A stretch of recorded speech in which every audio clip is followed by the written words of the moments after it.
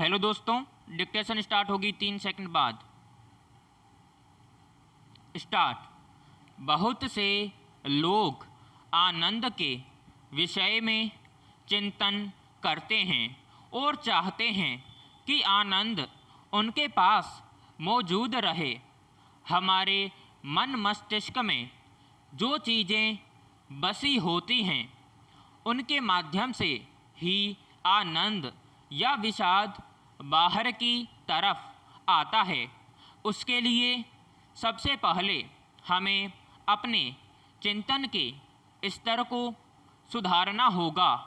मोटे तौर पर हमारे मन मस्तिष्क में क्या है, हम किसी भी बात को किस तरह से सोचते हैं और किस वातावरण में आप रहते विचरते हैं, इनके मिश्रण से ही आनंद आपके पास पहुंचता है और अंदर से बाहर निकलता है। इसके अलावा एक आनंद वह भी है जो हम दूसरों से अनुभव करते हैं। दूसरे से आनंद की अनुभूति तब होती है जब हम उस व्यक्ति को अपने जीवन दर्शन में पचा लेते हैं। पैराग्राफ। आनंद कोई ऐसा शब्द नहीं है जो शब्दकोश में पढ़ा या कहीं से सुन लिया और आनंद महसूस होने लगा। आनंद हमारे काम, चिंतन, वचन में है, यानी मन, कर्म, वचन से हम जो कार्य करेंगे, अगर आनंद उन सब का लक्ष्य, आधार और प्रयोजन है और उसके लिए हम निरंतर काम करते हैं तो आनंद की डगर को पाना आसान है। इस बात के लिए हमें अपने आप को ऐसे सांचे में ढालने की आवश्यकता है कि हम आनंद को आनंद की तरह ही देखें और कुछ भी काम करें। सबसे पहले हम उसके कारण, उद्देश्य और परिणाम पर जाएं। अगर कारण हमें समझ आ गया और उसका उद्देश्य समझ लिया तो आनंद का परिणाम उसके अनुसार ही मिलेगा। पैराग्राफ। महत्वपूर्ण बात यह भी है कि सब्र, संतोष आनंद के पौधे के साथ जड़ की तरह सबसे नज़दीक से जुड़ा होता है। शांति के साथ उसका पोषण किया जाता है। खरपतवार की तरह आनंद को ईर्ष्या से बहुत खतरा होता है और आनंद बढ़ाने की खातिर उससे जितना मुक्त हो सके उतना ही अच्छा है।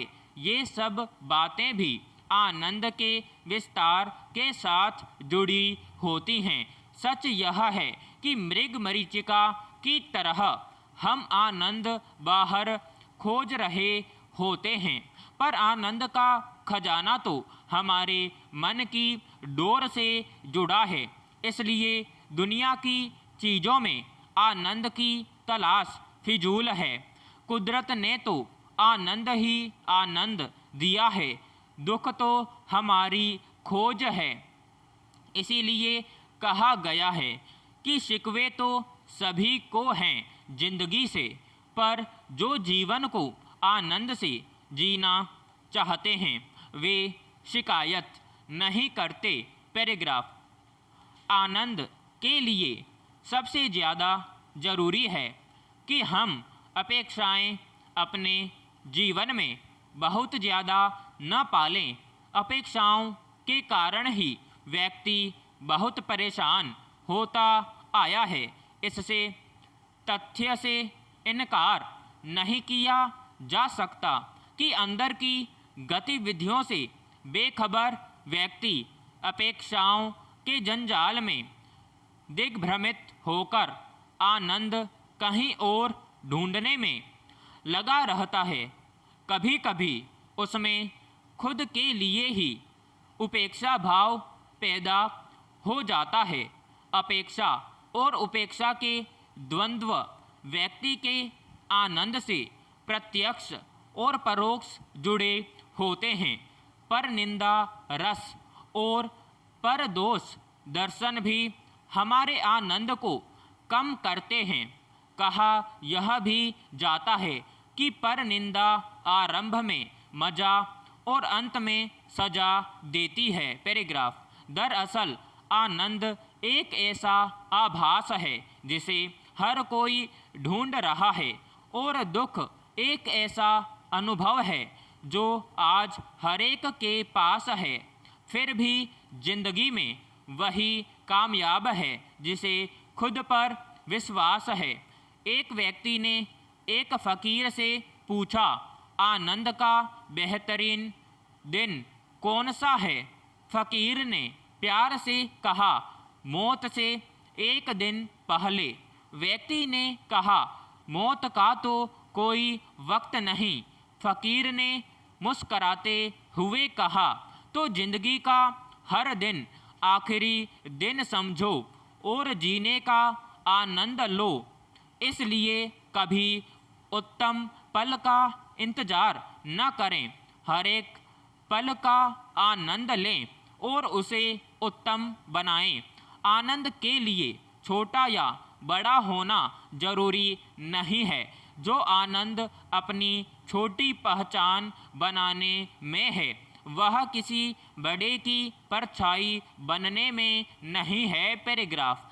शिक्षा के माध्यम से हमें जो चीज़ें पढ़ने या सुनने को मिलती हैं, उनमें आनंद कम से कम होता है, क्योंकि अमूमन पढ़ाई में इस तरह की चीज़ों का समावेश नहीं होता जिससे आनंद के साथ हम अपने काम उस तरह करने की आदत डालें, या हमारा चिंतन इस तरह का हो जिससे हमें अपने किए हुए काम के परिणाम के रूप में आनंद अपने आप मिलता रहे। पैराग्राफ। हमारे पास जो कुछ है उसका आनंद तभी ले पाएंगे जब हमारे पास जो नहीं है उसकी चिंता छोड़ेंगे। समझ लीजिए, जीवन एक यात्रा है, इसे ज़बरदस्त तरीके से बिताएं। सुखी रहना है तो दूसरों की परेशानी में कभी आनंद नहीं लेना चाहिए, क्योंकि कहीं कुदरत हमें वही परेशानी तोहफे में न दे दे।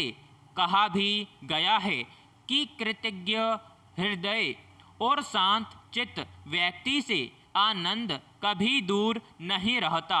जीवन एक बांसुरी की तरह है जिसमें छेद और खाली जगह हो सकती है, लेकिन अगर आप सावधानी से उसका हुनरमंद होकर इस्तेमाल करेंगे तो उसका आनंद ले सकते हैं।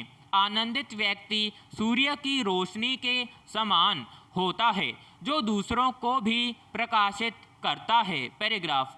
जिंदगी छोटी है, वक्त तेजी से भाग रहा है जो दोबारा लौटकर नहीं आएगा, इसलिए हर पल का आनंद लें।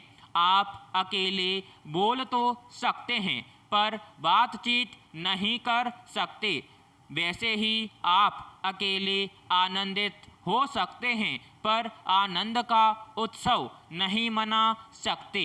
इसके लिए आपको आसपास का माहौल आनंदित बनाने की ज़रूरत होती है।